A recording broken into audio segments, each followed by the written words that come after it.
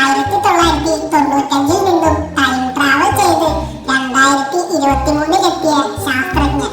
സ്ഫടികം ഒന്നാം വാരം. അപ്പൊ ഈ ടൈം മെഷീൻ വർക്ക് ചെയ്തില്ലേ? എന്തായാലും ഒന്നുകൂടെ നോക്കാം.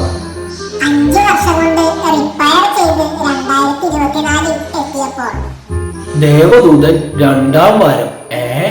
ഈ നശിച്ച മെഷീൻ വർക്ക് ചെയ്യൂല പുല്ല്. വെറുതെ ഇതുണ്ടാക്കി ഞാൻ സമയം കളഞ്ഞു.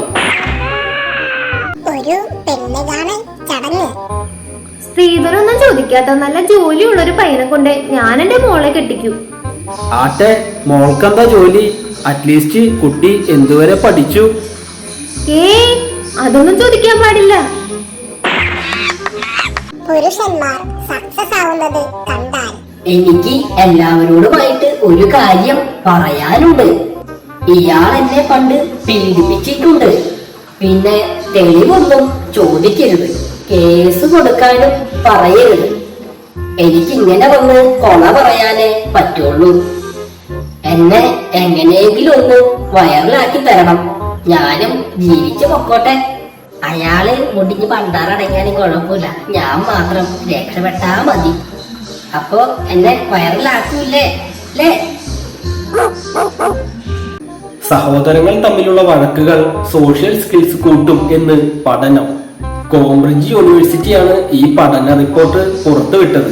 സഹോദരങ്ങൾ തമ്മിലുള്ള കുട്ടിക്കാലത്തെ തർക്കങ്ങൾ സോഷ്യൽ സ്കിൽസ്, പദാവലി, വളർച്ച എന്നിവ വർദ്ധിപ്പിക്കും എന്ന് അവകാശപ്പെടുന്നു. ഇതിൽ സോഷ്യൽ സ്കിൽസ്, വളർച്ച എന്നിവയുടെ കാര്യം എനിക്കറിയില്ല. എന്തായാലും പദാവലി വർദ്ധിക്കും. എനിക്ക് അനുഭവമുണ്ടേ. എന്തുകൊണ്ടാണ് അടുത്തടുത്ത മാസങ്ങളായ ജൂലൈ, ഓഗസ്റ്റ് എന്നീ മാസങ്ങളിൽ 31 റിപ്പീറ്റ് അടിച്ച് വരുന്നത്? ഇവരുടെ ഓരോന്നെടുത്ത് ആ പാവം ഫെബ്രുവരിക്ക് കൊടുത്ത ആ പാവം ഫെബ്രുവരി അവിടെ ഒന്ന് സെറ്റായേനെ. ഇപ്പോഴത്തെ പിള്ളേരൊക്കെ ഇടയ്ക്ക് സ്പോട്ടിഫൈനെ കുറ്റം പറയുന്നത് കാണാം. അവർക്കറിയില്ലല്ലോ നമ്മളിത് ഈ കുന്ത്രാണ്ടം വെച്ച് ഒരു പാട്ട് കേൾക്കാനായിട്ട് കഷ്ടപ്പെട്ട പെടാപ്പാടുകളൊന്നും. ഇപ്പോഴത്തെ വാർത്തകളൊക്കെ കാണുമ്പോൾ തോന്നും രശ്മി നായർക്കാണ് മറ്റ് നടികളെക്കാൾ അന്തസ് കൂടുതലെന്ന്. അവർക്ക് ഒരു പരിഭവങ്ങളുമില്ല, പരാതികളുമില്ല.